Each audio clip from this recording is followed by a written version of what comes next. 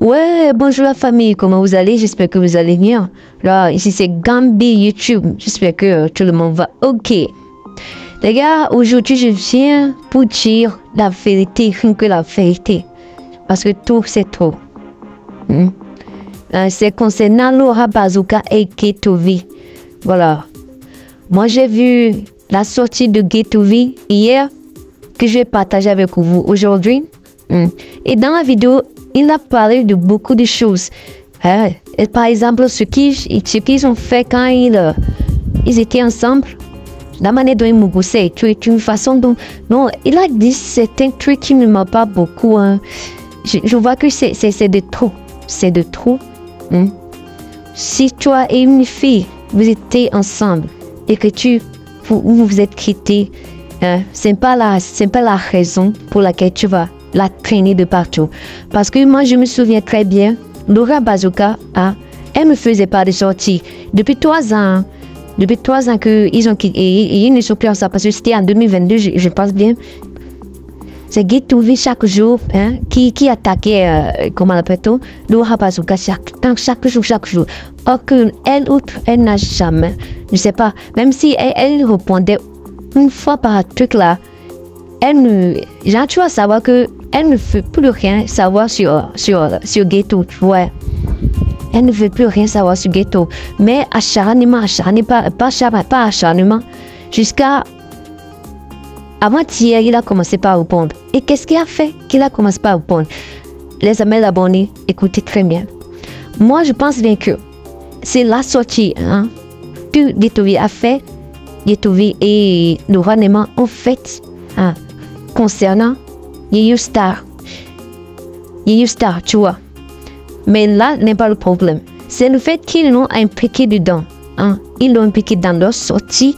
C'est ça qui a fait que Laura Bazooka s'est fâché et a commencé par parler et à dire des choses. Parce que moi, quand j'ai vu la réaction du roi Nema et tout, j'ai pensé en même temps que voilà, imaginez que Yeyo Star attendait ça parce que c'est le découragement.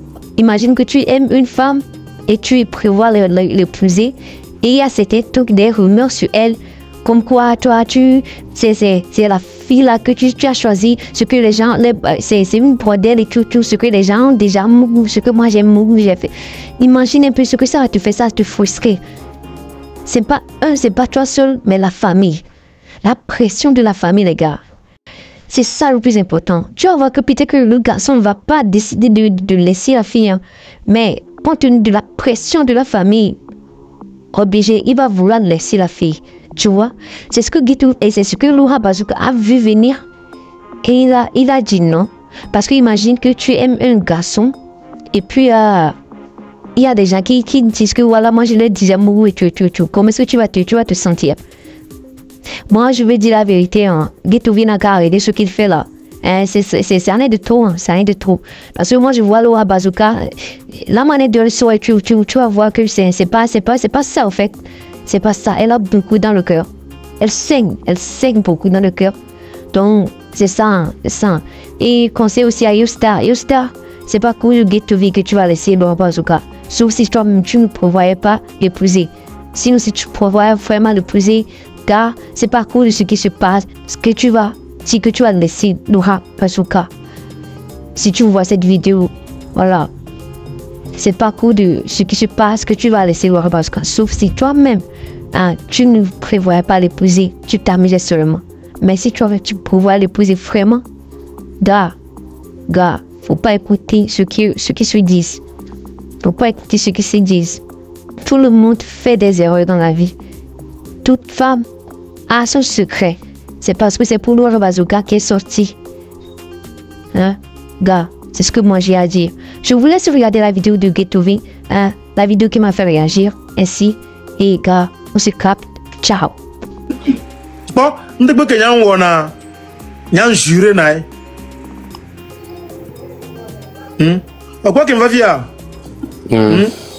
Donc, tu as compté le truc concret avec Yama. Benila, comme il y a compté alors, on est là, exactement. Mais, ni la nuit, les que l'homme le doit, le musique a amené bien à mes yeux. Mais, Laura, contrat que be signé à vie pour faire Nagasaka mais ne la nyare nous home na chaneva ntanu ya kensu bona awo to Milesia ame ko ba zele si lo ame ko ba zeto be ni be plan me azia yo non c'est la conquérant devia parce que clovene moment homme mais deviare contrat que be signé à on a caché sous bord à Kadje fier njimiare do visa na echa awo ni baba chi parce que on me visa na enovi alors visa na bande ko no visa na lo voilà amesa me ke moi bien are hein amesa nous que moi na no vinya ameko muso we na kinkema otozo ne minya wegbe awo le podi ko nyele nu ko meleye ne ko benyi na leader yo ni ko sia ozeme ne ko podi ko entimbe lora ya ja fini ma ndi anya ongole ko nende wa ya nya we ya ndi anya Enyame nukele wa enyame wonde ongole mba zeto a ele mba zeto e gombe e son konye ya fili ave sende e pende e ti kone grand ponuko e ya glonyo wu nene ozeme e son konye ya fili ga von be me zeto e ozeme ba me e wona boga moje di na monti e ngo em je di ame anti pele to me zole nu donc o to ne ba mo be azegande lesi na ze la sinyo ozeme to gbenyo we to gbenyo to ba go o waze to gbenyo to waze lora o la yon kon la fi de pe ni la polo ko la padora nyanga o von e oni on gbo ka fo le sibe enu ya elo ba fo a o no no afo se ta pa ko lu ko ba fo a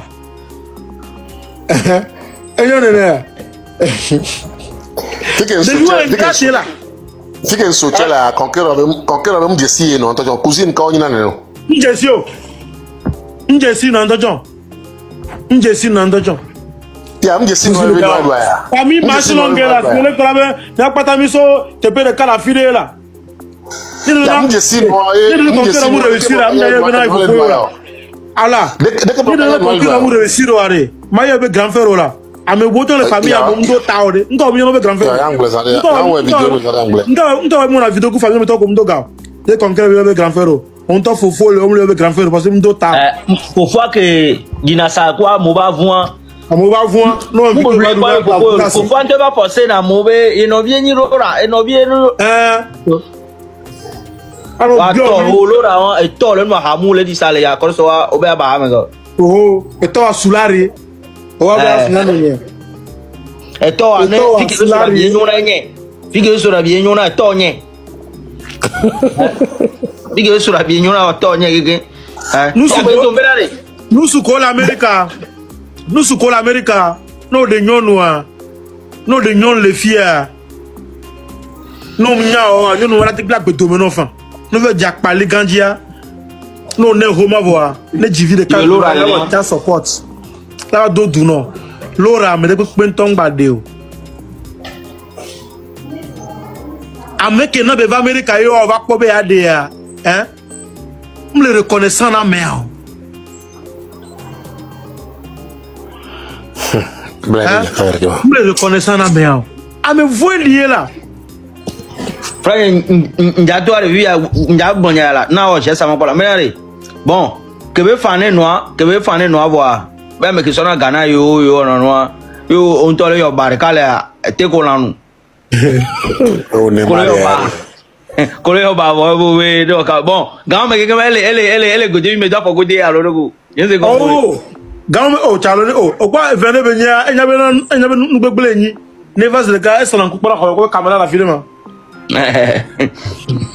Zema no va de côté boy Zema de lem le rome o mja pote le de côté no va nya bonya anozume o kwa kono kwa le game ayi na anozume gba mo voix et vivina donc ayi na ne asanta me mon voile kela mo voila santa me tutu bois banwa boy e chita mene comment dire elle na fenêtre avec elle on pas amour le gomme ya elle na fenêtre avec ano pa mo le gomme ano kwa gbato ngbodo me e bana pone oh chanlo o dana ne pone e ba le nu amela kuye oui amela kuye oh gedovi ngwa me bukola ati ke jolo hame oh chanlo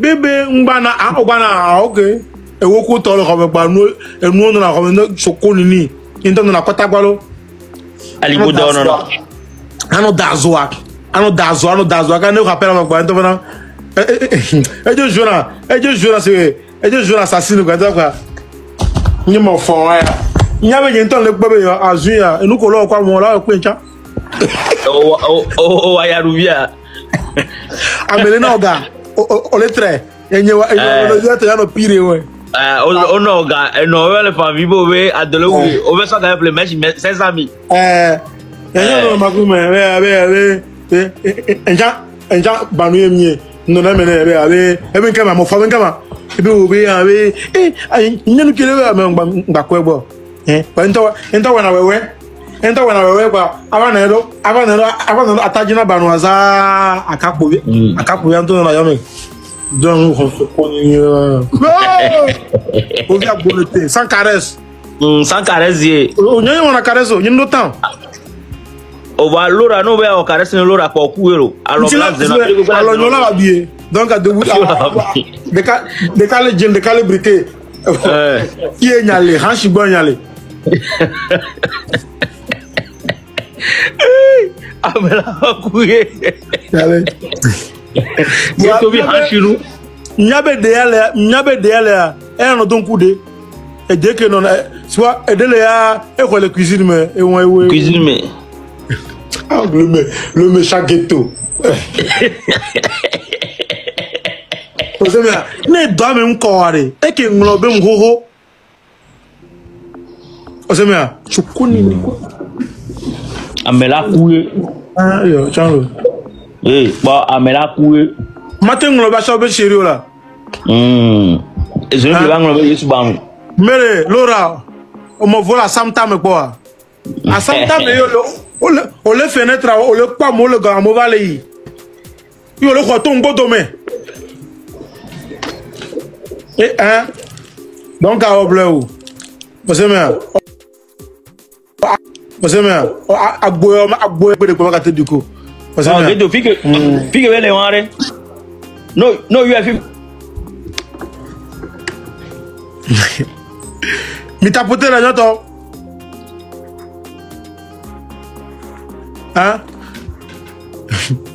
devia ko be are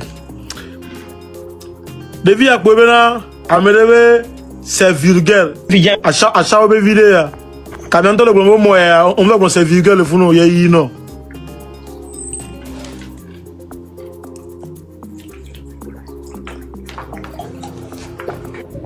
Semaine ya me njai o be check amekin makpon pabia no ma jisura bide dare gbo ko manjo tale odola ba o se mi aro ma jisura bine pabia nyapo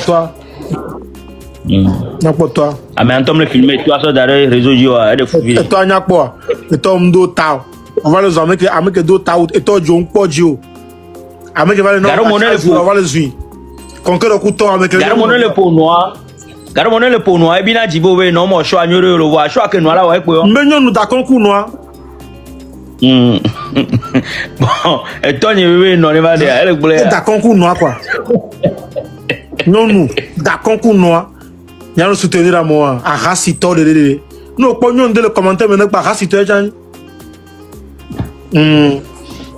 Osemena ben kentie nkenti conquérant politique na moi on va le dajema ni le daje yo Osemena le glorifier et nous kebe wana ma etonyo kuno njongo wana mo donc ndra no ko diji o onye ingrat o le pese be na conquérant to ahwe na jiwa conquérant to ahwe na jiwa ye conquérant mo réussi wala be recommandé et non omlea fofo ya yi no omlea conquérant que visa na ela ga appeler bien non ben ka tim play bien na yo ma mais nous la play deux il a pas mais que nous la Gedo fofo que lena vudi na ça hein, et quoi, mais